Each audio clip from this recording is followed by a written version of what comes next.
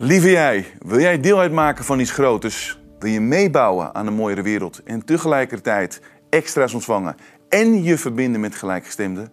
Bouw dan met ons mee. Word member van Univibes. Doe het vandaag nog. Ga ervoor naar onze website www.univibes.nl en dan bouwen we samen met jou aan die mooiere wereld. Dankjewel. It's the truth. Ja. So I always suggest to couples when I do couple therapy with them to have a time off from your phone, a time out. To put your phone aside when you have dinner together, not even have the phone there. Because you have dinner together, somebody sends you a message and you, let me have a look quickly. It's so easy, but it takes away the focus of the relationship. And they don't come off, they don't feel the same excitement because they don't know anymore how to be with a real body. Beste Univibers, wat goed dat je kijkt. Mijn naam is Baptiste Pape en vandaag hebben we wel een hele bijzondere gast. Ze komt helemaal uit het mooie Griekenland. Ze is een fenomeen op social media. Het begon allemaal op TikTok en ze is een relatie-expert. En dat doet ze nu al een paar jaar met heel veel succes. Heeft een aanhang wereldwijd en haar naam is Esther Sarphatie. Esther, so good to see you. Welcome in the Netherlands. Thank you so much. Lovely to be here. You are a phenomenon on social media, a relationship expert. You have followers from all over the world. And you talk about relationships and you help especially women to navigate their relationships a little bit better. How did this all start? I mean, how did you start with doing this on social media? Well, thank you so much for this lovely introduction, by the way. That's really a compliment. It's lovely to be here. So it started with a wish. I wanted to be on social media for years now. But the truth is that I always felt very intimidated by social media because, when you're exposed worldwide, you are opening yourself up to an unknown audience. It's way easier to consult people up close, like a one-on-one. So I felt very intimidated by the internet. But the wish to do it was stronger because I have this inner need to share my knowledge, especially with women, to support them and help them to navigate their relationships. So that's why I started. I just one day said, I took my phone and I said, okay, just film, whatever, just do it. So that's how it started. So you just started because you wanted to help. You had the feeling and the intention to support other women. Absolutely. Years ago, I interviewed John Gray, and John Gray wrote the book. I mean, he wrote a few books, but one of the books he wrote was Men Are From Mars, Women Are From Venus. And I interviewed him, I think 14 years ago now. And I met him a few times afterwards and we talked, and it was always about better communication between men and women. Men are from Mars, women are from Venus, so we seem to be from different planets, if you will. And the answer was always understanding what the differences are and focusing on better communication. If I look now on social media at all the, let's say, relationship influencers, it seems to be like a war almost out there. You have people like Andrew Tate who say that women are sex workers, and you have someone like Nadia. I think she's Sadia, yes. Sadia, and she is now giving courses for men how not to be manipulated by men. By women. No. So for men not to be manipulated by women, you're correct. And Sadia has a lot of followers. Andrew Tate has a lot of followers. And so a lot of people are modeling themselves by Andrew Tate or Sadia. And it seems to be like, there's a hostility between men and women right now. Do you have an explanation for that? Yes, obviously. It's a very nice way to market yourself like that, because when you're so aggressive with your approach to how men and women should communicate, you attract an audience. Yes. Because women, we want to believe that, you know, this fairy tale of what many women think of, that, you know, we are strong, we are going through this phase of empowering each other, etc. And men feel very intimidated by how strong women have come. So the seeds are already planted for different belief systems. And then Sadia comes and she just inflates this, or Andrew Tate comes and he inflates what especially young men would like to believe. He has a lot of followers amongst young men. I think that social media it's very easy to distract people from how it actually works. So I think that obviously there are huge differences between men and women, but there's also many similarities. But the times that we live in nowadays, we are so selfish that it's very hard for us to want to communicate, because to communicate in a certain way, right, with your other half needs an effort. And if you don't work on your relationship doesn't work. And I think there's a lot of resistance from people nowadays, men and women. We don't want to work on our relationships anymore because we think that you, for example, as a man, we women think very often, he should know. He should know by now what I want. So there's a lot of assuming about the other partner without really being self-aware and trying to dig in what the actual object or subject is and to solve the problem in a practical way. I think we live a lot with our fantasies, especially women. We have so much fantasy about relationships. On one hand, we want this man who is our savior, our provider. You see this in all these rom-com movies still, that the man goes to hell and back to win the woman. This is what we want to believe in. We want to believe in getting married and the guy falls on his knees and asks you to marry him with a beautiful ring with a diamond in it. But then real life has nothing to do with that. So when we are actually in this serious relationship, we don't even know how to treat this man. And this is kind of what I am trying to do. I'm trying to teach women, to help women, how to treat a man, how to be with a man, and what a man actually really needs, because we women don't know. Nobody tells us this. Our parents don't teach us this. School doesn't teach us this. So you're saying that women don't know how to treat men, or they don't know what men want? Women don't know, first of all, how to treat men. Okay. Because nobody teaches this. Yes. So we don't know that what a man actually needs. Yes. How to treat a man has to do with understanding what he needs. So I, for example, didn't know 20 years ago that a man has a very sensitive ego. Because we women are all about communication. We want to talk all the time. We want to have explanations for everything. Yes. We want to dig and rehash.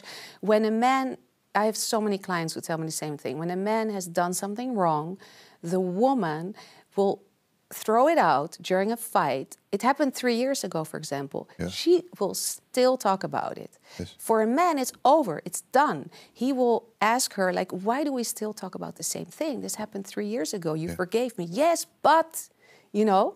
So once you understand how a man functions, it's easier then to say, okay, I'm not going to do this anymore. Rehash something that's actually over, because it doesn't help my relationship. Yes. But if you don't know that, women, you know what we have? We have something that men don't have.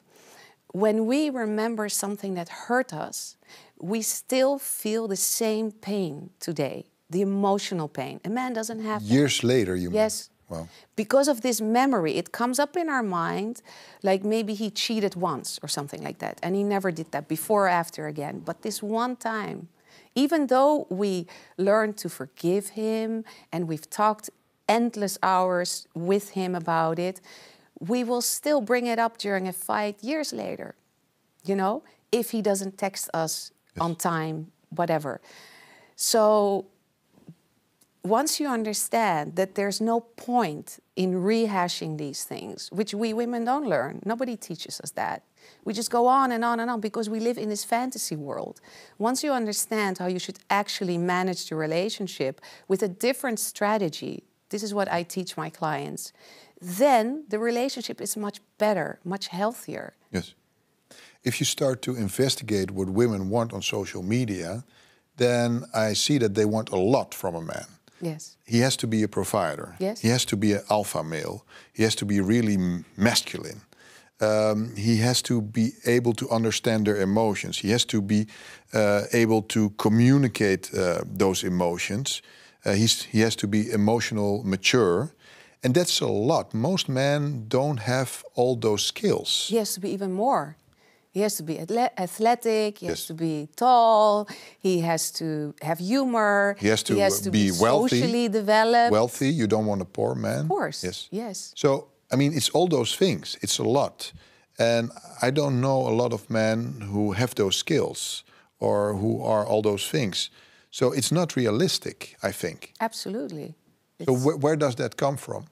This comes, okay, this is a very deep question. I mean, it's a simple question, but there's a lot to it because look, women have gone through this whole revolution, right? Like 50, 60 years ago, women entered the working space. And that, until then, used to be a man's world, right? Men were competing with each other and with themselves to become something, to be better.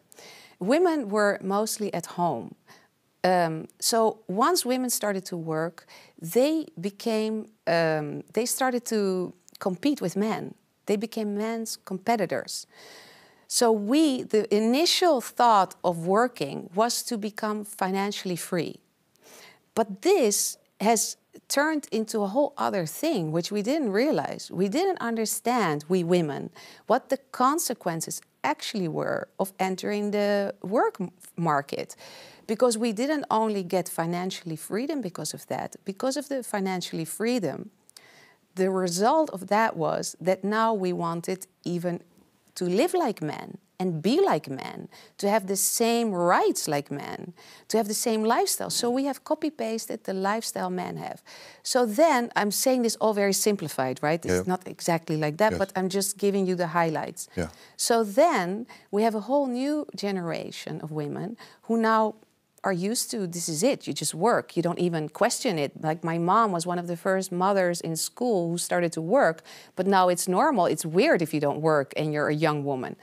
So now young women, they can do everything by themselves, right? Because nowadays you can also order any kind of help that as a woman you cannot do by yourself. You can order a handyman on the internet. He comes the next day, he hangs up everything in your house. So you have this feeling, this illusion that you don't need a man anymore. So as a woman, you are nowadays thinking literally like, okay, I don't need you. I don't need you to pay my bills. I can do it myself. So I want you to have more money than I have because you need to be useful in my life. I want you to be better than I am. And because I go to the gym, I do my Pilates and whatever, I also want you to be in good shape. And I want you to be emotionally able to talk to me because I am able to talk about my emotions. That's why I have girlfriends, but I want this from you now as well. And because I work all day, I'm exhausted at night. I don't want to take care of the kids and the house by myself. You need to help me. So we command our men nowadays to be everything that a man never asked for. A man never asked for doing the dishes and helping change diapers. It's us who have created this need. There's no man in the world who said, yes, of course, you go work, I will do house jobs and everything. So you're saying that women wanted to be more masculine? No, we didn't want to. We wanted freedom. Okay. But in the process of getting this freedom, we became more masculine.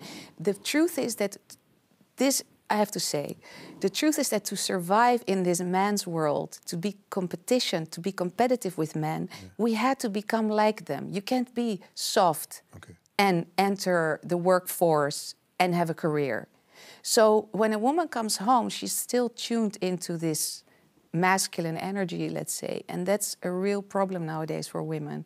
We're not in touch anymore with our feminine side, and that's what men react to also nowadays. It's really interesting. On the other hand, I see that, let's say, the younger generation of men, let's say the men who are now in their 30s, they're much softer than my generation. Yeah. They don't have the killer instinct anymore. They have a lower tolerance for challenges and setbacks. Why is that? This is a reaction to what we have created, the world we have created nowadays, which was our initiative, women's initiative. Young men are reacting to that now. Women are very tuned into their masculine energy, so we literally have taken over the man's job. So a young man nowadays, he is more tuned into his feminine energy. Yeah. Because he's literally become softer because we became harder, harsher. Plus that, when you look at divorce rates, they've gone up so much the last 20 years that more than 50% of marriages fail. And it is interesting that you mentioned that. If you look at divorce rates, in like, I think 90% of the cases, it is initiated by women. Absolutely. Why is that? I'll explain to you why that is, but I want to add why the men are softer, let's say, that you see many young men, especially the 30-something young men, they were raised by single mothers. Most of the time, yeah. And this is something that now research is being done on that because that's relatively new. This is a huge problem because a mom who has a son will on one hand raise this son with all the time praising him and, you know, like doing all these motherly things for him. So she's unable to teach him how to be a disciplined man, how to face life, how to go for it, how to be tough, because that's what a dad teaches the son. That's what a coach on the football field teaches a boy. But if he doesn't have that at home because he was raised by a single mom, he becomes softer. Yeah. So that's a huge issue. And then the divorce rate that you just mentioned, why more like 80% or 90% is initiated by women, it's because a woman, after she's given birth to children, there's many pieces, okay, of the puzzle. Yeah. I will just address a few of them because otherwise we sit here till tomorrow. So a few of these pieces is that a woman, after she's given birth, she starts to attend more to what she actually wants. When she turns like 40, 45, or even late 30s, so she's like, okay, I've done all this now. What do I want? I want to work again. I want to be independent. So then again, this thing comes like, this man, you know, why do I need him for? What do I need him for? Men, very often, this is not good. Men have to be careful for that. They give so much to what's outside of the house, so much energy to their work, to themselves, to their own mission in life, because that's what men do. They're hunters. Yes, yeah. And they want to be a better version of themselves because they want to be proud of themselves. So very often what the wives get are the leftovers. He comes home after a long day, he has to solve all these problems out there in the world. Everybody wants something from a man because we think men are problem solvers. And then she gets the leftovers. He just hangs on the sofa, watches TV, and he's not pursuing her. So she then often, especially after having kids, she's also not so interested anymore to be sexually proactive with him, to attack him or whatever in bed, because she doesn't feel that need anymore because she has the kids. It's an interesting dynamic because it's true. Most men, they go out in the world, work, and they're busy and fighting with other men, you know. And with themselves. And with themselves. And most of the time, you know, if their work is really competitive, if they go, you know, they have a competitive work life, let's say. And then they go home and they see a woman as a safe haven where they can be relaxed and not be competitive. So that's true in a way. But on the other hand, yes, they just want to be at home and just maybe watch television and relax. And that's maybe not the most exciting thing for the woman. True. But they had all the excitement during the day and they just want to have some peace. Switch off. Yeah, they want to switch off, yeah. True. But this is again something that I teach my clients. A man's obligation in a relationship is to always pursue his woman. This is how it works. Once he stops pursuing her, the relationship slowly dies. Yes, but there's sorry to interrupt you, but there's this big problem. Men don't like rejection. Women don't like rejection. And the reason that a lot of men don't pursue anymore is because they think there's a possibility of rejection. I think when a man is in a relationship, it's even worse than that. I think that because it's a man's obligation to always pursue his woman, but it's a woman's obligation to always inspire her man to want to pursue her. And this is what women get wrong.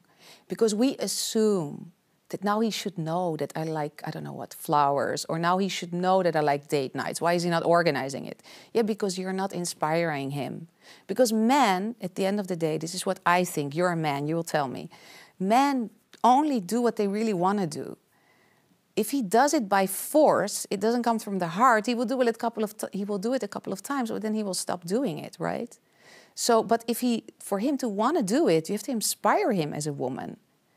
Because as much as the man gives his leftovers to the relationship, the woman kind of does the same because she's tired. She's exhausted. Yeah, but is it also not in the way our society is built that a man has to work and make money and provide, and when he comes home, he just wants to relax, and maybe that's not the most exciting thing, but he's looking for peace when he's with this woman. And at the same time, I can understand that it's not the most exciting thing, but it's also how our society is built. Men go out and hunt, and then in the evening, they just want to relax with their woman. And the woman maybe wants excitement, right? Well, I think this is something my mother taught me, and my grandmother taught her that. And I always use this in my life, and I teach this to all my clients, and I love this concept. Like, she used to tell me, there's a time for everything. There's a time for play, there's a time for rest, there's a time for arguments, there's a time for peace, there's a time for fun. So you have to compartmentalize your life. So it's good he comes home and he wants to chill. You have to accept that, because you cannot want all this excitement from a man who's been working all day and he has meetings and he has all these, problems to solve. Yes. But you have to make space for the relationship. You owe that to each other. That's why you're in a relationship, right? So you have to make agreements. That's where the communication comes in. You have to say, okay, there's this very famous businessman, and I think he's the guy who set up Netflix, if I'm not 100% sure. I have to look that up again. He did this interview and he said, it was so hard in the early years of setting up my business.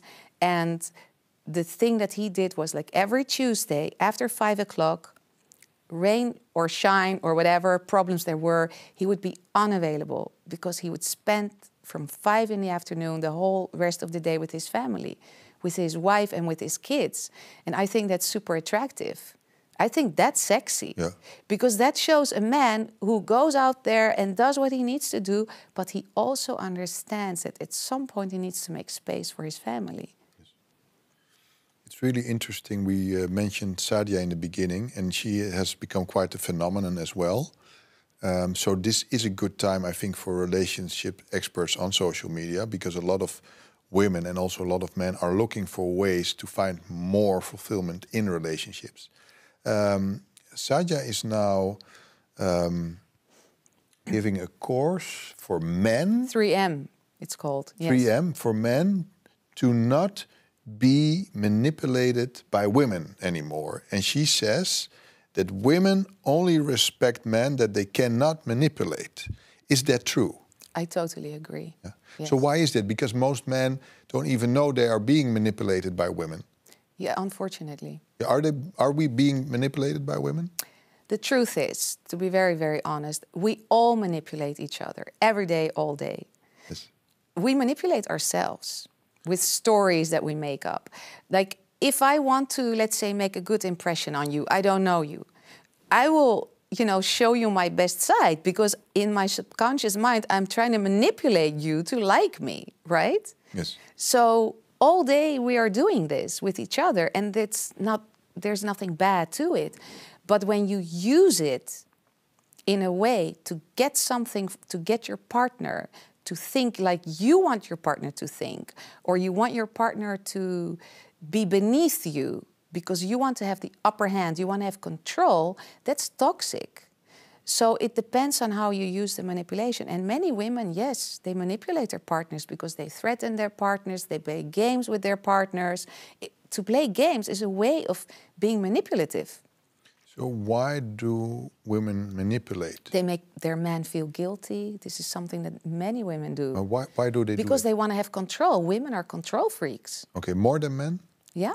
Okay, so women manipulate because they want to have control, and at the same time, Satya says, and you agree on that they only respect men that they cannot manipulate. Why do they only respect men that they cannot manipulate? Because that's super sexy. It's very attractive. I'm so sorry. It's like a woman thinks like this. She meets a guy and she's really interested in him because, I don't know what, he's wealthy, he has all these things on the list that she thinks she wants to have in this guy, okay? And then she gets to know him a little bit better, and then she doesn't like his best friend, or she doesn't like the car he drives or whatever. Slowly, slowly, she will start to manipulate him in such a way that she will make him change. She will implant seeds in his brain that this best friend is not a good match for you because he's this and this and that.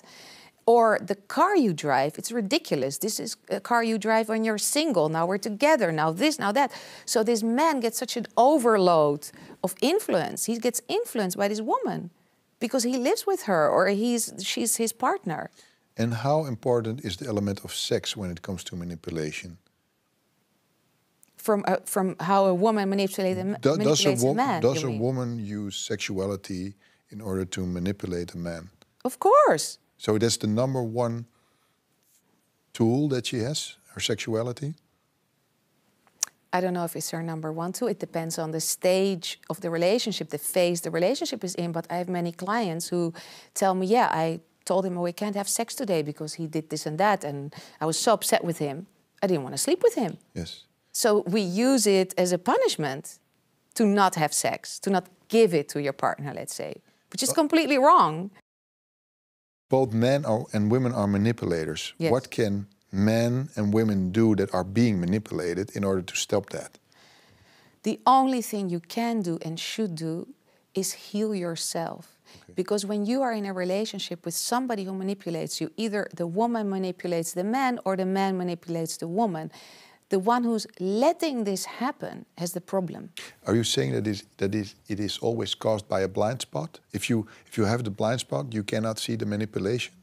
It's not exactly the blind spot. You attract this person in your life on purpose because your belief system aligns with this person, what you believe about yourself. So if, for example, I attract a man who manipulates me, right? Who puts me down, who makes me feel confused and insecure, makes me feel that I am the wrong one, although I'm actually right or whatever. That's pure manipulation in a toxic way.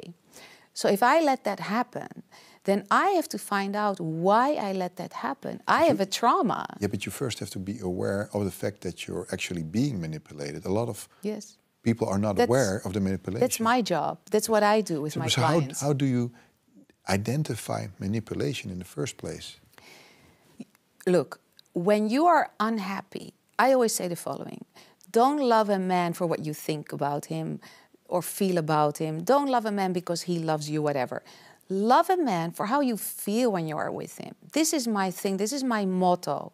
So if you feel anxious, if you feel off, if you feel confused, if you feel that something is not right, but you don't know what, if you feel all these things at different moments during the relationship, if you feel afraid, if you feel that he's not texting me and you get a panic attack or whatever, then something is wrong. So the first step is to understand that something is wrong because you have all these issues. And then the second step is to seek help. Like with a person like me, for example, or with somebody else who does this. Okay, but what does the help contain that you offer? The help contains to identify the issue and to go back to your childhood, because all our traumas come from our childhood. Until we're 7, every trauma is created. And then we are like a computer. This is our belief system then. It's like a program that's imprinted in us. So for the rest of our lives, if we don't attend to it, if we don't heal it, if we don't make the effort to deal with the trauma, we will always have that trauma that stands in our way. It's like a blockage of becoming a person who's in your full potential. Because we ourselves are the obstacle because we have this trauma that holds us back. So, for example, if I don't believe that I'm worthy of love, I will attract a man who reconfirms that I am not worthy of love. And this is my trauma. It's not his problem, it's my problem. So if you understand that you're worthy of love, you also become more detached, right? Yes. Yes. So there's less emotional attachment to that man or to that woman. Yes. At the same time, if you're really emotionally attached and you are in the self-love, is there still a desire to be in a relationship? Of course. Yes? Of course. Why is that? Because first of all, we're not robots. You're never completely detached. Okay. You have to be detached from what is necessary, what's holding you back from your self-growth. That's what you have to be detached from.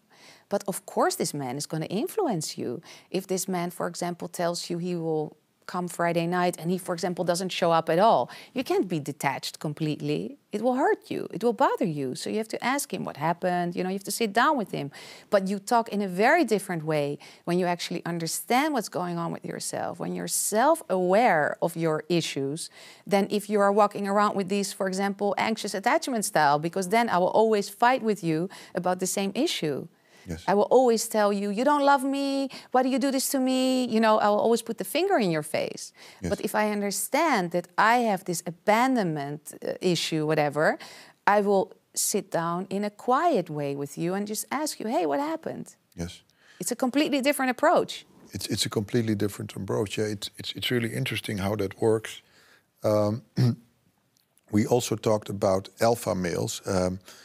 Women generally are attracted to real alpha males. Let's say that Andrew Tate is a real alpha male. He's a misogynist. Yes, a misogynist, but he's also alpha male, right?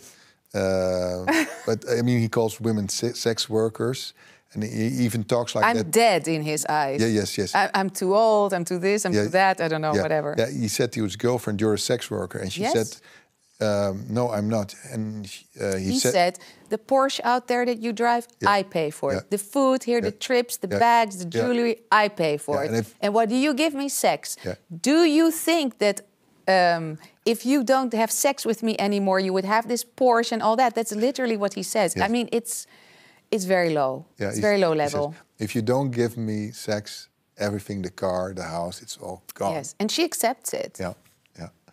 And he also says, if she cheats on me, I don't care. I'm just going to live my life, and I'm just going to work on myself. And he's a role model for many men, and millions of men follow him. So, is this a good thing or a bad thing in your eyes? That a lot of people are a lot of men are modeling Andrew Tate. I'm not a man, okay? Yeah. But in general... Now for women in general, if men think that he's a great role model, is that a good thing for women? No. You know why? The truth is, when I listen to him, which I try to avoid, because I try to avoid negativity that doesn't add to my self-growth or doesn't give me anything that is good, let's say. So when he talks about that a woman, I think, is useful until 25 or something, and then she's off the market and she shouldn't even exist, I mean, that's first of all super not realistic, right? No. And second of all, it's very bad for how a woman thinks about herself, if men believe that in general, especially young men, because that means that the pressure a woman has to stay young and beautiful, which is impossible because you can't stop time, creates, you know, a lot of psychological issues with women. Yes. Maybe even as bad as, like, you know, attempting suicide. Yes. Because can you imagine a woman who's 32, sitting at home, she has 3 kids, she gained some weight, and her husband doesn't desire her so much anymore because she's this mommy now, she's going through that phase, you know, all these small kids hanging around her want her. How does that woman feel when she listens to him? Not very. She feels awful. Yeah. I mean, it's depressing, you know, and it's so easy because he's a guy. Yes. So that's the unfair thing about it. He can say it because he's a guy. Yes. Do you really believe that if he was a woman, he would say all these things? No, of course not. Exactly. But on the other thing, you have like someone like Blue Ivy who had sex with, I think, 1,000 men in 24 hours. You have the sexualization of women on social media. So you cannot blame young men that they start to lose respect for women because they start to see women as almost products, right? So how can we change that? How can we make sure that young men start to respect women again? Because it's a problem, I think, with a lot, because they see so much sex on the internet nowadays. I mean, it wasn't the case 20 years ago, you know, when I was younger. True. And now they see all those women in bikinis showing their bodies. Even worse, even less than bikinis. Yeah, and even less, they get the thousands of likes. And you have all these platforms where women are doing all those things. On Instagram, yeah.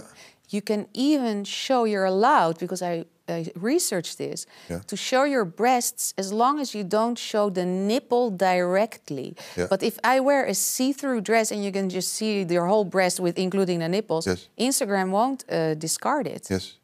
It's that bad. Yes, but I mean... But we women do that, yes. You see. We women like to provoke, because now young women have learned this by the book, you know, it's that sex sells. But you're not in your 20s anymore. How do you see younger women now who are selling sex on the internet? How do you feel about that? Yeah, I think it's sad, because we put more fuel onto this... onto these belief systems that you have to be young and sexy, otherwise, you know, you're not interesting enough. So I think it's really sad that this is the development that women put their attention to. And that's why OnlyFans is so tricky. It's hard for me to judge it because, okay, it's there, you know, even if I judge it, it doesn't make any difference. But I don't think it's very good for women, because you have this average girl, she does breast implants, and she's on OnlyFans, and she becomes a multimillionaire within a couple of weeks. Yes, but there's demand for it, right? There's a lot of men who pay money for it. Well, I think we created the demand.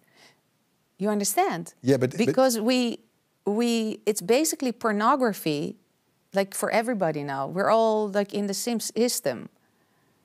Right? Yes, but okay. You know, imagine that you're a beautiful woman. You're young. You're not highly educated, but you have your looks. Is it not the best way to become a millionaire nowadays, to do this? Absolutely. Yeah. I have clients in Dubai who are from villages in Brazil and Mexico, and they told me, you know, I came to Dubai, I had everything done, like everything. They've done like facelifts, butt lifts, breasts, implants, everything. You don't recognize these people anymore. And they invested all this money in themselves, and they are like high-end hookers, let's say, and they are on OnlyFans. Yes. And then I have a few clients who want to let's have a normal relationship with a wealthy man who doesn't like this past of OnlyFans. Yes. And they are hiring companies now to delete all this info, which costs a lot of money to delete it, because once it's out there, it's out there. It's very difficult to delete OnlyFans completely. Yes. So it's sick. It's the way we live nowadays. We only make ourselves more unhappy because we've lost the meaning. What's the meaning of life? Is that the meaning of life? Yes, but I mean, we can argue that we can also blame the men for that, because they're paying the money on OnlyFans. I mean, there's the men who but we have created this demand. So, right? So you're saying that women who start. You're saying that women are responsible. Yes. But you can also say if a woman doesn't do it, another woman will do it. So she might as well do it. Do you understand? That's what we have made ourselves believe, women amongst each other. Yeah. But can you understand that it's an easy way to make money? Obviously. If you want fast money, it's maybe a very good way to do it. Obviously. And now research has come out. I read about this yesterday. I was pretty shocked. For years, research was telling us that when you have an average of $50,000 to $75,000 income per year, then those people are actually the happiest. And now research has come out that says that even when you make much more money than that, those people are actually happier. Because in the society that we live nowadays, it has become more and more materialistic. We live in such a wealthy world. We have everything and more. In the history of mankind, we've never had all this luxury that we have nowadays. I can be in the US and talk to you on the phone and you're in China.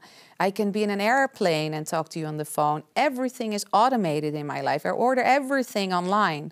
Amazon, Prime, next day delivery, etc. Yeah. I mean, we don't need to struggle anymore. We have no survival instinct anymore. So the whole way we live nowadays is so superficial, actually. Yeah, it's superficial and it's focused on sex a lot of times. Absolutely. So because it sells. Sex sells, but is it also something that drives us so much? Is it so important, sex, or is it overvalued? It's very important. Because sex is one of the few things that makes us feel something. And I think that we are constantly in search to feel something because we are so numb through the internet. We are bombarded. We are not supposed to immediately know that now there is an earthquake in India. We're sitting here, let's say there would be an earthquake, knock on wood.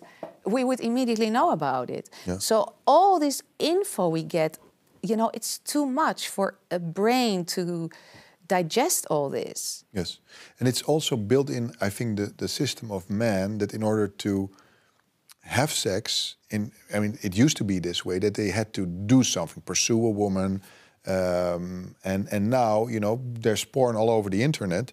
They can watch porn and you know, and climax on that, Yeah. and then there's no more drive to pursue a woman after Absolutely. that, right? So that's how. Yeah. What do you It's think two about problems. that? Yeah. It's amongst many others.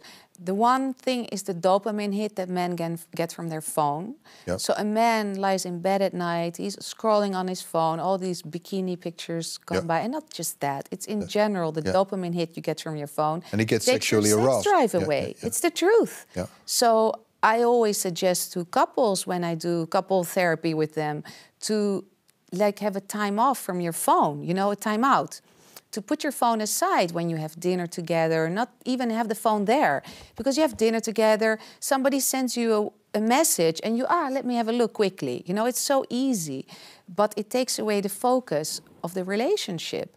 And it's a big problem, the dopamine hit. And then it's the porn addiction. It's so easy to get addicted to porn. Yes. But the thing is, when a man masturbates, let's say when he watches porn, it's a completely different experience from when he's with an actual body.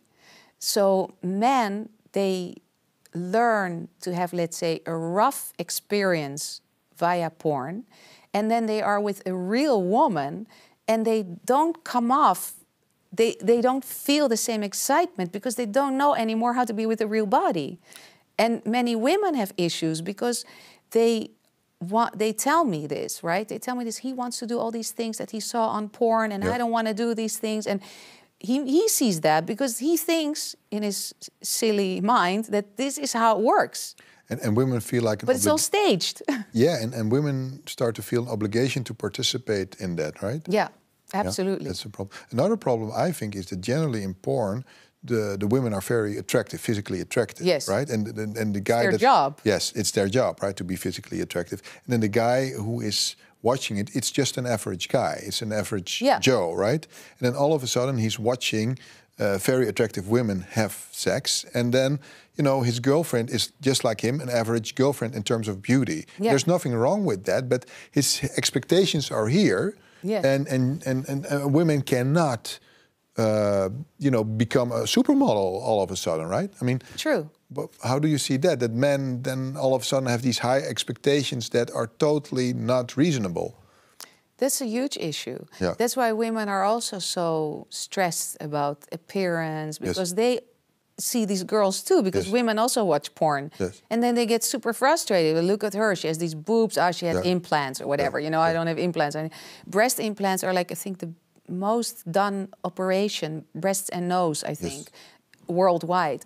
So yeah, it's not good for the psychological well-being of women, this influence. But also for men, it's not good, I think, right? It's not good, yes. No.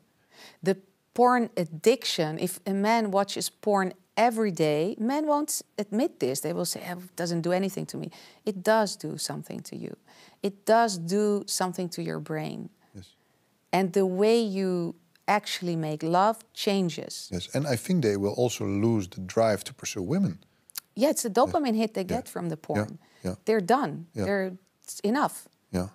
So it's really interesting. So, women are generally attracted to alpha males, but in terms of, in terms of making a relationship work, a super alpha male might not be the best choice for a woman. How does that work? Because they want a man that's an alpha male. They need him to be masculine. At the same time, they want to be able to connect with him on an emotional level, and that's not necessarily a trait that real alpha men have. True.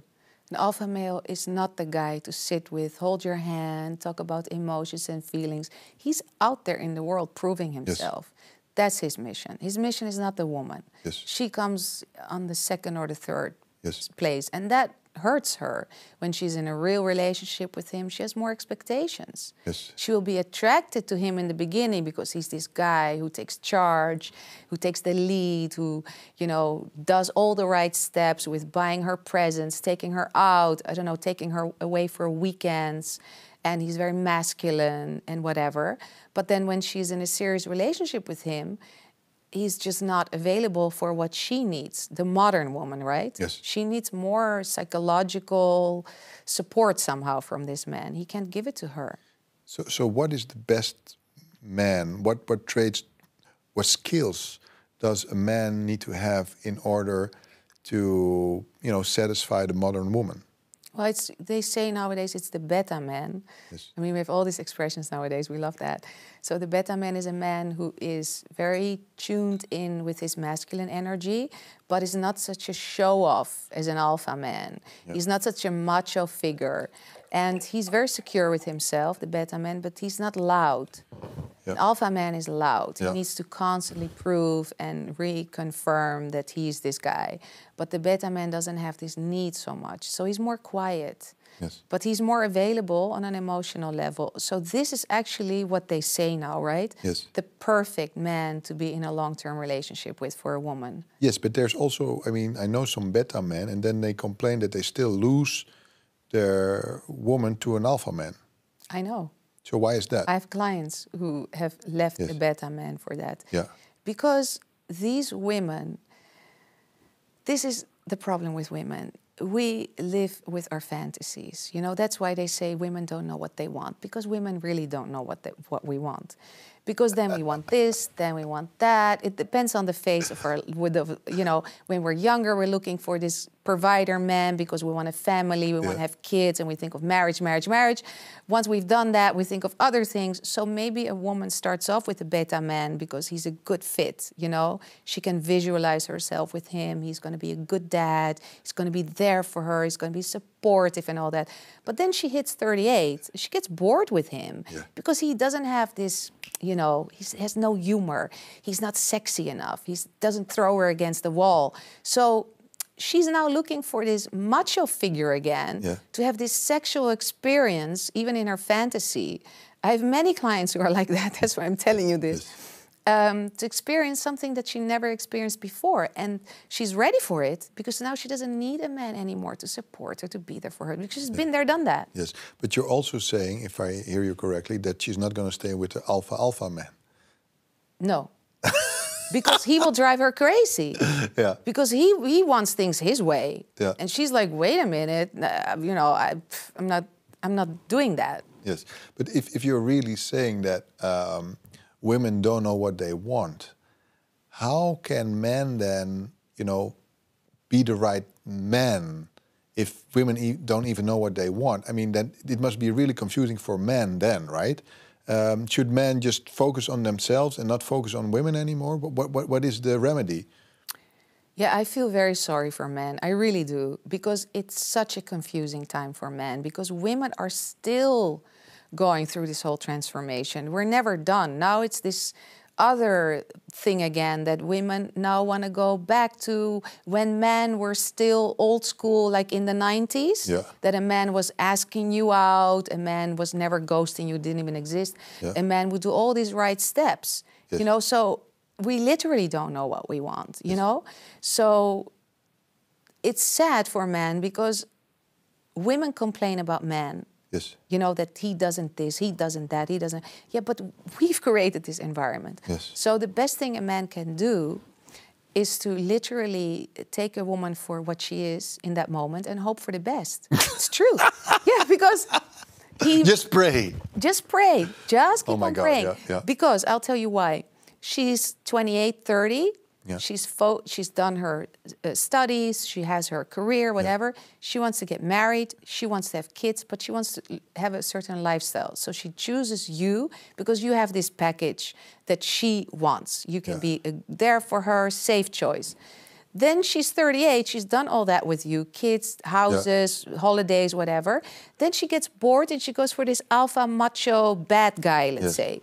And then she gets bored with him too. And meanwhile, you are divorced because she left you, because divorce is mostly initiated by women. Yeah. And you have this one girlfriend after the other, you know, a younger one and this one. So, you're doomed. So we started with that. So most of the divorces are initiated by women. It is the reason is because they don't know what they want and they keep changing their mind on what they want. What is? It's the expectations of women. And this is what I work on with my clients. I help them understand this husband you have is a really good guy. Because of this. I have them make lists of the positives, the negatives of their husbands or their boyfriends, and to look at these lists and to rework on these lists just for themselves, like in private. Because women, when we have whatever we have, we get used to that. And then we want more. Yes. We have this bag, I don't know, a Chanel bag. Now I want a Hermes bag. I want something more. I want something better. And it's the same in our relationship. We get used to it when you bring me flowers every Friday. The one time you won't bring me flowers, I will talk to all my girlfriends about it. What happened to him? He didn't bring me flowers. Yes. We don't say, he's so good because he's brought me flowers for a whole year every Friday or something like that. I see this in all women. Another thing that I see is I do see women changing. You know, when you're younger, when you're in 20s, 30s, and even your early 40s, women have this, when they're beautiful and they have this charisma of sexuality, they have power over men, right? Yes. When they get a little bit older, when they turn, you know, when they go to their 50s and older, women are still attractive, but I think for other reasons, not so much because their beauty and sexual charisma, they still have it, but they also have experience, right? They have wisdom, right? And it's another kind of attraction. But I do see a lot of women that were, let's say, beautiful in their 20s and 30s, and then when they hit 50, they're less attractive, and they start to, I mean, they talk about it, even with me, like, yeah, we know, when I was 25, when I was on the street, all men, you know, they looked at me, and now that's gone. So how does that change the psychology of a woman when they don't have the same attention from men than when they were younger? Yeah, this is something that's very difficult for women, right? Because when you get to that age, you have other things that work against you because you go through premenopause, menopause, which is a whole new world that now, thank God, they're making documentaries about it and books, and it's even Oprah is speaking about it now. She does a whole event on it, a live event towards the end of March. So women go through a lot that men also don't understand, which is very normal. But I think for a woman, the struggle comes not just from that the men are not like looking at her anymore, but also from how she sees herself, because she has all these inner struggles with the changes that she undergoes herself, her body, her hormones, her skin, whatever. So I think that this is very interesting because I would like to work with these women, because these women are literally very sad. Emotionally, it's hard for a woman. So you have to invest when you are a woman. I think you have to invest in just keep growing and keep reinventing yourself. Yes. Because you never stand, once you stand still in life, in any phase of your life, then you're not living anymore. And that's when there's decline. So you always have to look for different ways to reinvent yourself. And it's not just that you become wiser or whatever. Start a new hobby, start a sport. My clients all started dancing classes. But is it also not a good thing that women, you know, when they get older, that they, you know, maybe start to lose part of their physical attraction because it forces them to, you know, work more on their inner game? I think you should always work on your inner game. I don't think one, should be done because the other is not there or whatever. It is true, but when you're young, you are more like Tony Robbins, focused on the outside world. The movement is focused out, to the outside world. Yeah. You want to conquer the world, you want to see the world, you want to do all that stuff. When you get older, you become more like Eckhart Tolle, who's more focused inwards, right? And you start to do more spiritual development, maybe more personal development, because you start to see, okay, the physical world is inherently fleeting. Look, my motto in life, let's say, is we are here to feel good about ourselves. We are here to have fun. We are here to have a good time. So whatever you do in your life, that's why I say, do what's good for you. Throw it on the wall and see what sticks. Not everybody is made to go inwards and understand more about themselves and meditate and do, I don't know what, with themselves. Some people, they are super happy when they get into, this phase of their lives, when they get a bit older, with, I don't know, playing pedal, what's super in fashion now. And they go every day and they become obsessed and they love it and they have new friends and whatever. My brother goes to festivals. He loves it. He says to me, we have so many parties this summer. Oh my God, the whole... And I'm like looking at that, I'm like, oh wow, because it's not my thing. Yes. But they are so happy. They have a whole community of friends they go together with. Yes. And I sometimes ask, are you not getting too old for that? He's like, oh, what are you talking about? There's so many people our age, and even the young ones there, they love it that we are there and we get inspired by the young people and you get to know so many new people. So that works for him. Yes. You see, so the goal is to always be happy. Yes. And happiness, of course, you can't always be the same level of happiness, but you have to work on that. And you have to see what works for you. Yes. Because what works for you might not work for me. Yeah. I read this research yesterday and I was shocked, and I really want to read more about this, about the fact that now we acknowledge the pain of a breakup as like something that can really make you sick. Really, your body you get, I don't know, stomach pain, headaches, physical, you cannot be okay, you can like get sick from this. You're talking about heartbreak? Yes, heartbreak after a breakup. And in Japan, they even have a word for it. Anyway, I don't remember that Japanese word, but I thought that's so interesting because many women, when they go through a breakup, they let go of themselves. They gain weight, and they tell me all these stories. I don't want to work on myself anymore, and I feel lonely, and I don't, he left me, and all that. Yeah. And that's when you can actually accomplish so much. Because when you're down there and you don't feel like doing anything, then everything that you do can only make you feel better. Yeah. Because you hit rock bottom. Yes. You can't go below that. Yes.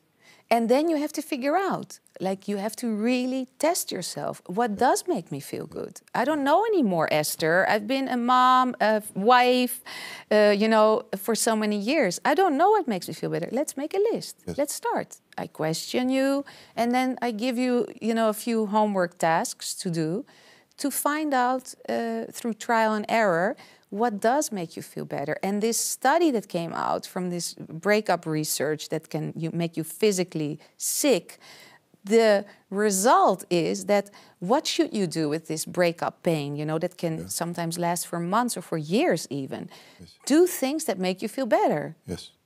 I want to go back to John Gray in terms of what he thinks is the solution is to understand that men are from Mars, women are from Venus. But I think when his work came out, his books came out, the society was less complicated actually, because we didn't live in a time of social media. And right now, you are out there helping people as a relationship expert, and there are of course others. You see that a lot of tips that are being given are focused on yourself. So, for instance, you have videos where you say if your boyfriend or the person that you're interested is ignoring you, give yourself what you want from him. Go out with your friends, go to Paris, focus on yourself. Go to Paris. Yeah, that's always the solution. Always the solution. Go to Paris. Go to Paris. Yeah. Paris is always a good idea, of course. But at the same time, I think a lot of the time what I see on social media is the tips being, okay, focus on yourself, have fun with your girlfriends. And I think that's not helping you in getting a better communication with the person that you want to be with, because you're not investing in the communication. You're focusing on yourself, and then a man, you assume that a man will become more interested if you focus on yourself. For me, that would absolutely not be the case. The truth is that you focus on yourself not to get the attraction from this man, not to... This is like playing a game. It's not sustainable. Yes. You focus on yourself because what you are expecting from that man to give you, if you cannot give that first to yourself, a man will never cover your expectations. If that man ignores you, he has some kind of an issue why he does that. Yes. It usually doesn't have to do with the woman. It usually has to do with something about him. Yes. And he cannot communicate it, so it's easier to just ignore her, right? Yes. But what she should do is then not talk every day, all day to her girlfriends about this and wonder why and assume 50 different scenarios. Because women are doing that. That's what you're saying, yeah. Instead of putting all that energy and focus on him, where your energy goes, you know, where your focus goes, energy flows. So turn it all to you. Just do something that's good for you. Go to Paris, or just, I don't know what, go to the movies. Distract yourself from being constantly busy with him. It doesn't really matter why he ignored you. Yes, but I do agree with that. But what I do miss when I look at all the relationship experts, I miss vulnerability in terms of being able to communicate that. Yeah, because we don't trust each other anymore. Yeah, but that's because a big problem. Because like you said, society has become so complicated. So there is a hostility between men and women. And the tips are never, okay, you feel vulnerable. It's like, don't express your vulnerability. Please don't do it. It depends on the situation. If I meet a man and he dates me for 2 months and I think it's going well and we have a great time, and suddenly this man ghosts me. These are all new things. This never used to happen because men used to be gentlemen. They wouldn't think of ghosting a woman, right, in the old days. So now we have this new way of life, very much over the internet, texting, etc. So the man ghosts me. If I, as a woman, then show my vulnerability to this man I didn't know 2 months ago, he's a stranger, basically, and I write him a whole letter of why he did this, and I would like to understand, and I thought we had such a great time, and I don't get it, and all this stuff. Which I think you should do. No, I think you shouldn't, because I'll tell you why. A man who ghosts you is first of all not worth your attention. Okay, but you are assuming that I'm not assuming. You're assuming that he's ghosting you intentionally. Maybe there's another reason and you don't know what that is. Look, I'm not responsible for figuring out why he ghosted me. Yeah, but that's the whole point of communication, learning to understand what the other person is going through. If you don't start a communication where you say, okay, I don't know, I feel like you're ghosting me, what's going on, then maybe there's a total different reason for it. That could be, but we're all responsible for our own actions. So if a man decides to ghost me, that's on him. I can't do anything about it. I can't change him. When he's ready, if he wants to, he knows where to find me. He can text me. It's the easiest thing in the world. But if he has the same approach as you, where he says, okay, I don't know why she's ghosting me, and maybe he is having the same feeling, and he is not approaching you, and he's saying, listen, I think like you're ghosting me, and you have the feeling he's ghosting you. I mean, this stuff happens. I will tell you what happened recently. Okay, I have a very good case. So I love to do matchmaking amongst people I know. I love to bring people together in general. I really like that very much. So I have this girl I know, and she has been single for years, and she's looking for a partner. Then I have this guy I know, and for 3 years I was thinking, I have to bring these two people together. I think it would be a good match. So finally, I was able to set it up, and we went out, and they were lovely together from the very first moment. And then the guy sends me the message next day, oh, she's cute. So I let her know that he thought she was cute, and then she said, okay, and now what? He didn't do anything else. He didn't ask for her number. He didn't connect to her on social media. So then she said... Just for clarity's sake, the only thing that he did was he mentioned to you... that she's cute. Okay. She said to me, cute, that's not really good enough. I said to her, don't, you know, put so much energy into this one word, doesn't matter. He thought something positive of you. So she asked me, shall I then connect to him over social media? It's been 2 weeks. He has not done nothing. I say, sure, why not? Everybody does that nowadays. You can be, you know, befriend him. She befriends him. Immediately they start chatting. He sets up a dinner Friday night. He invites her. They go out for dinner. They have a great time. They talk for endless hours about whatever. After dinner, he says, I had such a great time. Shall we go to the movies tomorrow? She said, yes. She calls me, super excited. Gives me the whole story. Next day, he texts her, I'm so sorry, I feel really sick, I can't make it. She says, okay, whatever, she's super disappointed. She calls me. She assumes that he's setting her up, that he doesn't want to go, he's backing off. I'm like, wait and see, give him space. The truth at some point will unfold itself. So the next couple of days they're texting back and forth, and he's supposed to take her out again, and then he gets a food poisoning, and then he's really sick. I know nothing about that because they're just texting. They're trying 2 more times to go out, and 2 more times he has to cancel because he's still sick. Then he texts her with this whole explanation. I'm so sorry, this never happens to me. The whole thing. He showed me the text. It was very, very long. She doesn't believe him. She ghosts him.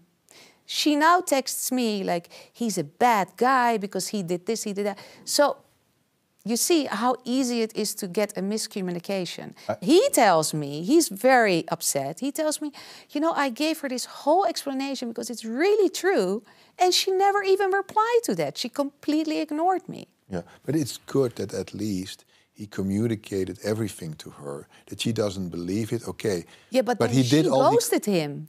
But then he's not going back to her like, why did you ghost me, you see? Yeah, but Esther, what I see as a big problem nowadays with people is it's all about their social life on social media, whatever they're showing. But they're not learning the skills of good communication, values, etiquette, all those things. They're completely gone. I really think it's a problem. People are so afraid of showing their vulnerability. It's like, look at me on social media, I have such a great life. But that's not what's really going on. And they are too afraid to show their vulnerability, to pick up the phone and talk to people anymore. Because, oh, no, don't show any vulnerability. And they have lost the skills to have a normal communication as adults. A lot of adults right now, in their 40s or 50s, they are behaving like they're teenagers. That's what I see. Okay, yeah, you have to go with the, you know, how the society develops. You have to adapt. But I know now that they're doing studies with young kids, like young adults in the UK. They teach them how to have a phone conversation. Yeah. Because they don't know anymore. Because they grew up only with texting. Yeah. We grew up, or at least I grew up, with calling each other. Yeah. So most of my friends, they call me. Yeah. I usually text because I'm so busy and it's easier, you know, to text or I send a voice message because it's quicker for me. But I do understand the difference, you know. You are right. We don't know anymore how to communicate. Yes. We don't trust each other anymore. But the worst is that we don't trust ourselves. Yes. Because if I trust myself, it doesn't matter if you ghost me. You know what I mean? Yeah, but ghosting has become a thing. I mean, it's a thing of this time and age. Because it's easy. Yeah, but it was not a thing 20 years ago, ghosting, right? It has become a thing now. So let's talk about ghosting, but because a lot of people are talking about it. If I am being ghosted, for instance, I should be able, I'm an adult, I'm mature, I should be able to pick up the phone and call that person and say, hello, I believe you're ghosting me. Why are you doing this? Do you think that this is a mature, a grown-up thing to do? The person who ghosts, for whatever reason, doesn't want to or cannot say what they actually feel or want to say. But it is really childish. It is. But I'm telling you, because people, our brain teaches us to protect ourselves. So we always choose the easy way out, right? So to not ghost somebody and to call you or text you and say honestly, for example, look, this was amazing, but I just don't see this happen. It's so uncomfortable. And because you have the possibility to ghost, you choose the easy way out. Because the confrontation might lead to a whole other thing of more talk, more of this, and you actually don't want to have anything to do with that person. Which is the adult, grown-up thing to do.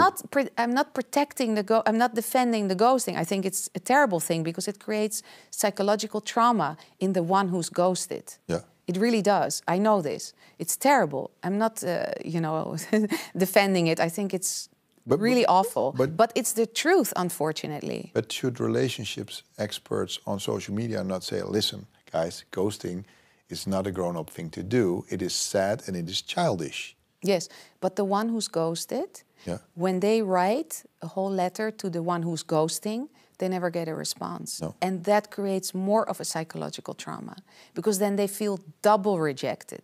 So how do we deal with ghosting then? I always say the following. You have to look at the situation in a realistic way. Don't go off in assuming. When you don't know the reason, you don't know the reason. You can assume 100 things. But then you have to contact the person, right? And ask them. No. If you don't know this, if I've known this person for 2 or 3 months, I basically don't know this person. So I am not going to be responsible to dig and ask and question and go through this whole thing of making myself vulnerable for a person who hasn't earned my vulnerability. It's a bit harsh, but it's the truth. If I'm in a real relationship, what do I mean with real? Is that we've both decided we are together, we are exclusive, we want to be together, we've been together for a few months or a few years even, but we're super serious about each other. Then if you ghost me, of course I will ask. It's different, right? Yeah. Because then I think I know you. I think that you are hurt and that's why you ghost me. Or I think that you cannot deal and that's why you ghost me. So it's easier then to analyze the situation and to see what you can do about it. Then it's also worth fighting for. Yes. But when I don't know you, why am I going to fight for this? It's your responsibility that you ghosted me. So you're saying only confront people when they're ghosting you when you had a relationship with them for a few years. Is that what you're saying? When you are in a serious committed relationship, it doesn't even need to be a few years. What happens very often with men is the following. They enter a relationship, they're with this woman for 3 to 6 months, and then suddenly when it gets more serious, they panic and they have this disappearing act, I call it. I have many clients who've gone through this, yes. And it's too much for him, and suddenly he becomes weird, and he ghosted me, I don't understand, it was going so well. You have to give that man space. Yeah. Give him a few weeks, and then you contact him. Yeah. Don't panic. Don't react to what he's doing. Yeah. But come from a genuine place when things have calmed down, so that you can talk to him without all this, why did this happen? All this, drama story. Just contact him and ask him how he is. Okay. So do you feel that like ghosting is more done by men to women than the other way around? Yes, because I think that for men it's more difficult to say what they actually want to say. So they have more problems with being vulnerable? They have more problems with communication. Yeah. But being vulnerable also. Also, because society doesn't teach men to be vulnerable. Yeah. If you're vulnerable as a man, you're seen as weak. Yeah. So if you cry now during this interview, I may be touched, but many people will think, what a loser, he's crying. What was there to cry about? You see, because we have this image about men. That's true. Men cannot be weak.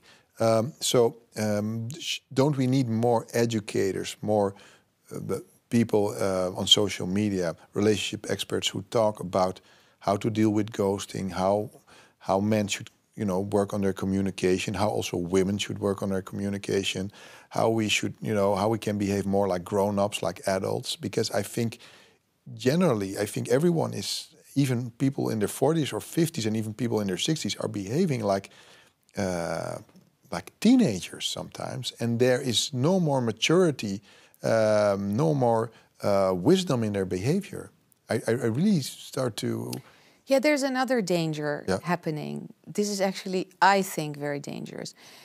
And COVID also didn't help with this. We have become so used to being with ourselves. Yeah. We are so incredibly satisfied with our internet, our immediate access to all these services. Yeah. We are also wealthy, well off. Yeah. Even if you do, and I'm not talking about money, I'm talking about, how the world is set up. Yes.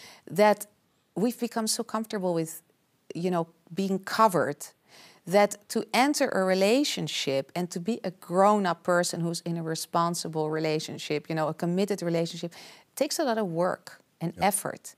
And I think many people avoid it because why should I do that? I'm fine. Yeah. I hear this all the time, and it's very sad because I don't think we're made to be, you know, so isolated. I think we're made to be social beings.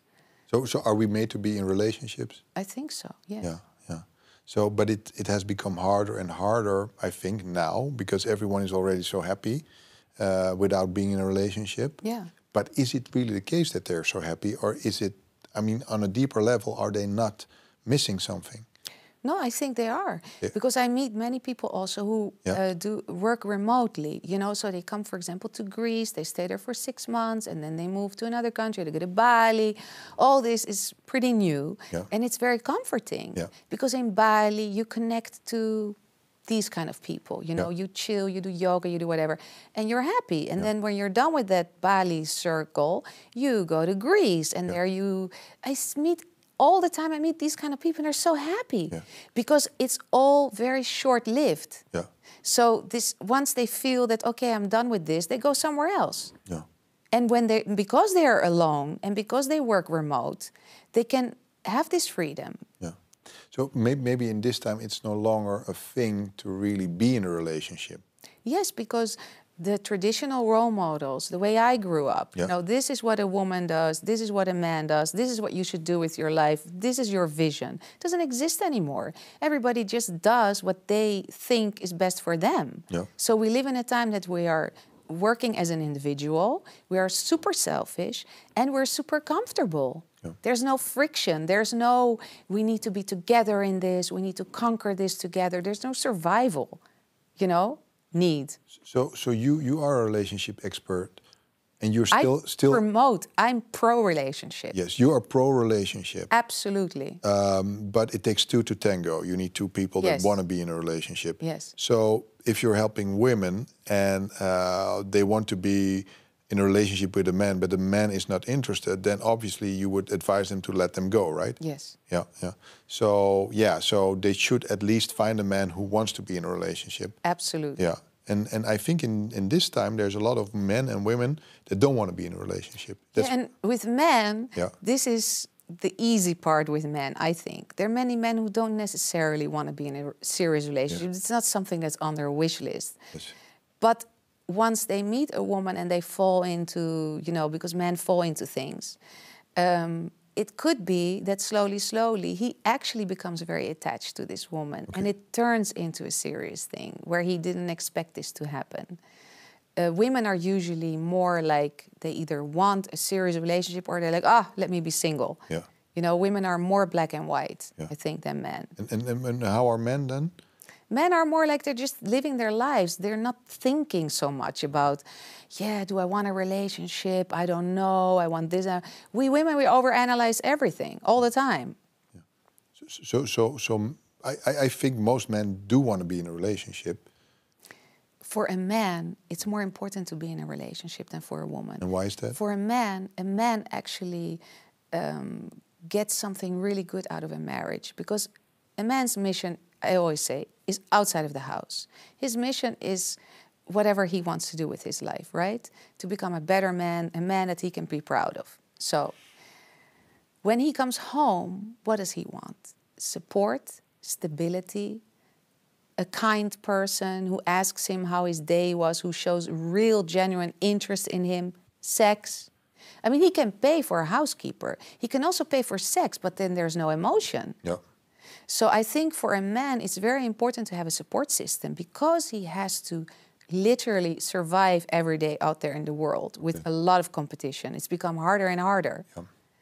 Nowadays, to make real money, you can do it, obviously, but, you know, it takes a lot of dedication. A good example is my parents. I keep asking my mom about how it used to be, and she was telling me, like, in the area where they used to live, it was an area that was upcoming, and there was only one bus and 2 streets and 5, buildings, and then slowly it developed over time. And my father started, after the war, there was nothing. He moved to Israel. He lived there for a few years. And then he came back and he worked as a manager for a company. And he was literally building himself up in this company. So his salary was growing and growing and growing. And at some point he had shares in the company and all was great. Nowadays, for a young man who, starts off like that, he can't have that same wish. No. You can't grow in a company like that. It's very hard. I see a lot of young people. I have a few young men that work for me now. They just came from university. And they still live with their parents. They're 26, 27. And it's so hard to even rent an apartment. So expensive. It's so expensive right now. And they stay with their parents. There's young people who are in their 30s and they still live with their parents, and because they can't do it financially. Absolutely. And they're highly educated. I'm not talking about So it's really interesting that it's become much harder even. And then you have the women who are totally into hypergamy, so they want the most successful man. And there's a lot of young men out there that are not successful and depressed. And depressed. I mean, Jordan Peterson talks about this. Yes. So there's a big gap between what women want and what men really are right now. Yeah, this is our fantasy again, the expectations. Yeah. But it's really hard for men, because when you are a young guy nowadays and you don't have money, nobody wants you. It's the truth. Yeah. Nobody wants you. So, and then obviously if they want some kind of sex, they will watch porn, because that's what they can, what they have access to. And this is really happening right now. Jordan Peterson talks about this a lot. So Gandhi said, be the change you want to see in the world. How, what should we change about ourselves as men and women to create better circumstances to be in a relationship? First of all, I think let's start with the women. I'm a woman. This is something that I relate to the most, obviously, because I'm a woman. Women have to have less expectations. Yes. It's the expectations and the lack of self-awareness that is mostly the reason of why we are where we are nowadays. Yeah. When it comes to men. A woman used to want a man to be a provider. Like a marriage used to be like an economical agreement. You wanted to have a guy that could provide. And now all these things we want from a man, from one person. You need 10 people to give all these things to you. So it's super unrealistic. You cannot expect this from one man to give you all this. I always say, if you choose a man, expect two things. So choose what you want the most. You want him to be a provider and a good father. Stick with that. You cannot want him to be like a sexy lover, a good provider, six-pack, work all day, have super much energy to run around with the kids at night to help in the household and all that. It's too much for one person. No one is like that. Exactly. It doesn't exist. Exactly, it doesn't exist. It's also too much for a woman. Yeah. That's what I tell my clients, are you not exhausted with all these different roles? But women are better at multitasking, you see. Absolutely. That's why very often women don't understand, why can't he do this for me, The brains are wired differently. Yeah. Men are really good at doing focused tasks, but they're not good at multitasking. That's true. Yeah. Because the brains are different. You yourself, you have a son. He's a young man in this world. I think he's 26, right? Yes. What kind of advice do you give him when it comes to finding a good woman for him? Yes. Well, of course I give him advice. And of course I apologize afterwards, because I've learned the following, and this is very hard as a parent. Letting go means that you also have to let your child make his own mistakes. Because when I talk to him and I used to give him my advice before he entered the dating market, let's say, very general advice. But now I feel that if I give him my advice, I basically show him that I don't trust him. So that's why I stopped. I restrict myself. So I am good with all the choices he makes, even if I don't agree. Yes, but he's obviously influenced by the way you raised him, right? You raised him, and you must have raised him in a certain way, right? Absolutely. Look, I raised him to be modest. I raised him to always first do what you have to do. because then you can enjoy your free time much more than when you have on your mind all the time, I still need to do this, and you keep postponing it. I raised him, obviously, to be a gentleman. He's a very classic, old-school gentleman, which I love. Yes.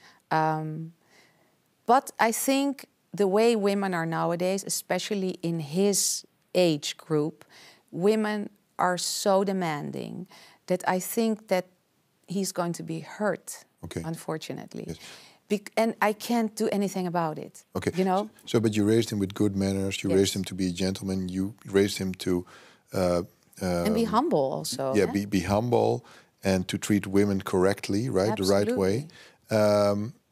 But you did not warn him where you say, okay, you know, women can be manipulative. I did. So what did you tell him? But the thing is the following with men. A man matures emotionally around the time that he's 42. A woman matures emotionally around the time that she's 32. So women in general, they develop quicker at a younger age than men. So what I see very clearly in him is that he doesn't have the experience to understand how a woman really functions. Yes. But if I lay this all out on the table, it doesn't make any difference. Yeah, and again, all women are not the same, I think, right? Or are there things where you can say, oh, they're all the same? They are not all the same. Yeah. That's the truth. Yeah. But I do see, like my generation, we were looking literally, this is what I was looking for a good partner. Yeah. A man that I could communicate with, a man I could support, and a man who could stand by my side. Yes. And I was looking for somebody who knew where he was going in life. That was very important for me. I didn't want anybody who was wishy-washy, I don't know, and let's see. Yeah. I didn't want a man with a victim mentality, let's say. A man with purpose. Yes, a man with a purpose. So nowadays, women, from the list that we just discussed, they want all that. And that is a real issue for young men. Yeah. So young men are in a constant state of stress because they have to deliver all the time something from the list. And it's not feasible. It's not realistic. I think it doesn't bring true happiness to young men. That's, I think, what the issue is. That's why I told you at some point during this interview that I really feel sorry for men. Yeah, but you feel sorry because you say that women don't know what they want, and what they want is not realistic. And what they want also changes all the time. Okay. Because then she's 20, she wants the rich boyfriend. Then she's 25, she wants the ring and she wants the kids and the big house with the pool and I don't know what. And then she's 35 and she gets bored of that, you know? Yeah. A man is much more steady. He chooses a partner. He doesn't think of all these demands that women have. Yeah. What he wants, though, is to be supported, respected, and he wants to have sex, obviously. Yeah. I think you're more simple than we are, right? Yeah, we are. But it must be. I'm happy. I'm not in my 20s or 30s anymore, and I'm working a lot with people who are, you know, men who are in their 20s and 30s, and they're going through. I mean, it's very challenging right now. I think for younger men. I mean, if I were a young man now, I would really struggle, because I would feel, first of all, the financial pressure to make it. Yeah. I would really feel that, because now you can't hope that I enter a job and then I can take a loan and buy a house, a nice house, right? Yes. Because a nice house nowadays costs more than $1 million, and we're talking about a normal house. I'm not talking about a villa. Yeah. So, you know, you need so much more money to have like a normal kind of life. Yes. Education is very expensive. Yes. So, Esther, I would like to talk a little bit about social media etiquette, because you're a social media influencer, and the first video I ever saw of you was where you talk about, you know, if your boyfriend likes the picture of another girl, then la la la la la, and I think it has to do with social media etiquette, right? So, yes. And I mean, I think it's a gray area. So, is it okay for men when they are in a relationship to like pictures of, let's say, sexy pictures of other women? What is good social media etiquette? good social media etiquette is that, of course, you look. Everybody looks. Yeah. You look, I look.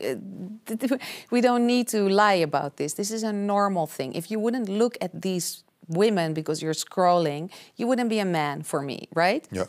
But when you start to like pictures while you are in a committed relationship, that shows a certain intention. Yeah. Somehow in your subconscious mind, you like to get the attention of this woman. Yes. And that is wrong. First of all, that is wrong. Second of all, the woman you are in a relationship with might start to feel insecure where there is no insecurity before that. Yes. Because she starts to compare herself with this woman who is maybe gorgeous, you know, wow. And your woman is more average, let's say. You know, I don't know how to say this exactly. Yes. So she starts to feel very, very negative about herself. Yes, but at the same time, a lot of women who are in relationships are putting themselves out there with, you know, very sexy pictures.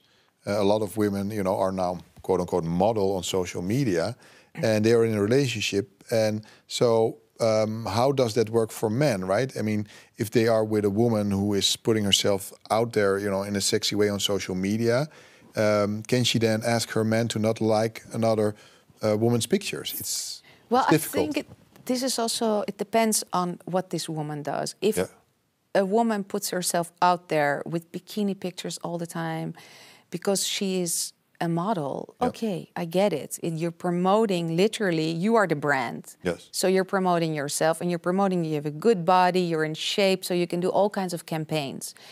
If you are a girl who just likes to show off because she's proud, she's in the gym all the time, women, what we do, I think, we do that kind of content to impress other women because we compete. When it comes to our beauty with other women. But there's also other men watching that and liking it. And yes, but it's not so important for us. Yes, but they're sending direct messages. Yes, we don't get hot or cold with that. Okay. If we are in a relationship, we don't, whatever. Okay. But a man gets influenced by that because men are more... When you sit in a bar, okay, two gorgeous women come to you. Maybe in the beginning you'll be a bit like this. What's happening? But then they start talking, you have a drink together. You're a man. It's easy for you to fall for this. And maybe you end up with one of them in bed at that night. A woman isn't like that. Yeah, but women have feelings too, right? I mean, yeah, but a woman needs to be emotionally connected with a man before she can sexually be aroused. Yeah, so she needs time. Yes, for a man it's different. He can be sexually aroused because she's gorgeous. Yeah. So if I'm in a relationship and my partner likes pictures of girls he doesn't know, girls who present themselves as super sexy, almost pornographic sexy, I'm annoyed. Yeah. Because I'm like, dude, first of all, you're lowering your standards. I think highly of you. Yeah. How come you are busy with that? Because you think it's superficial, or? No, you should be busy with your mission in life. Yeah. It's different when you scroll for 10 minutes per day or whatever, and you look at these girls, and it's different when you start to like. That shows that you spend energy on this. Yeah. And that shows me that you're not busy with your mission. Yeah. So what's going on with you? You need the attention of this girl. Because this girl might see that you liked her picture, and then she might send you a DM, and then I go off into all my fantasy world of assuming what might happen to you. Yeah. Yeah. That's the problem. Yeah. So the social media etiquette is, you can do whatever you want, but be careful with showing literally what you do. Because when there's evidence of you sending messages and liking and sending emojis to girls or commenting with emojis, like the flame emoji, it's a little bit dangerous. Yeah. And I understand women who go through that process. I really, really do. I sympathize. Yes. So do you think, I mean, in this time and age of social media, it is giving us a lot of advantages because the world has become small, right? On the other hand, I think people are really confused. I think in the time of our grandparents, there was no such thing as divorce, right? Yes. Also because you couldn't divorce easily. Yeah. We shouldn't forget that well, either. it was frowned upon, and there was a lot of social shaming going on if you did, right? So right now, anything goes. Everything is possible. I mean, like Blue Ivy, she has sex with 1,000 men, and then she has fans, and it's completely confusing now. If you grow up now, or even if you are a young adult right now, it's like, okay, what are good morals? What are good standards? What is good behavior? I think it's really, really confusing. So, what is the solution? What is the answer? The confusing part is that we don't know exactly what our identity is anymore, what role we are supposed to be or what role we want to be, because it's like everything is possible. Like you say, I choose for myself. So there's no standard way to expect something specific from somebody, because everybody just does what he or she wants. So what we should do, I think, is to have less expectations. We should try to connect more, like on a real level connect. And that's through communication. Yes, yes. I do believe, I'm very hopeful, I do believe that we're entering a time that people are actually in need for true connection. I see this also on social media. I'm also going to do this right now.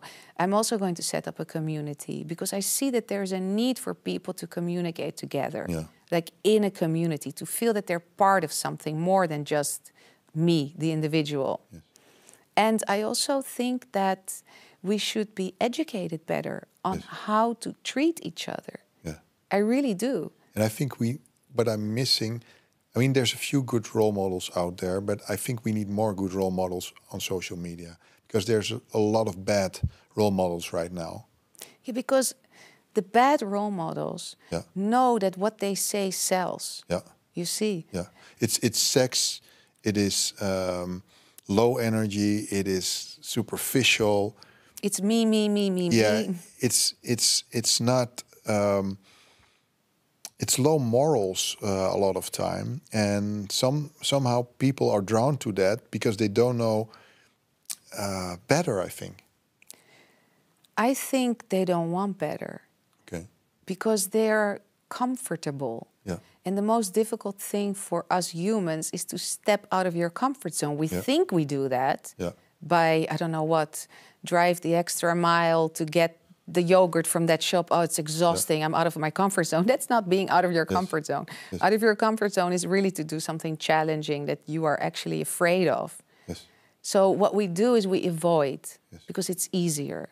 But that doesn't necessarily, at the end of the day, make us happier. Esther, if people want to know more about you and follow you on social media, where can they find you? They can find me on Instagram, on TikTok, on YouTube, on Facebook, on LinkedIn. I'm going to start now on LinkedIn. I haven't posted yet, to be very honest, under my name. And I have an ebook that I sell. I have my website, EstherSarphatie.com, that you can find all the information on me, on my private coaching, what I do. And now I'm setting up a few courses, and I'm setting up a community. So that's the upcoming projects. Yeah. Esther, I could talk to you for another few hours because it's so interesting. And I think you're really helping people and women and men. And I think we're living in really challenging times right now when it comes to personal development, but also relationships. Yeah. The world is really confusing for a lot of people right now. But in the end, I think we're all just walking each other home and we're comparing notes. And I really enjoyed having this conversation with you. Thank you so much. Thank you for having me. Thank you.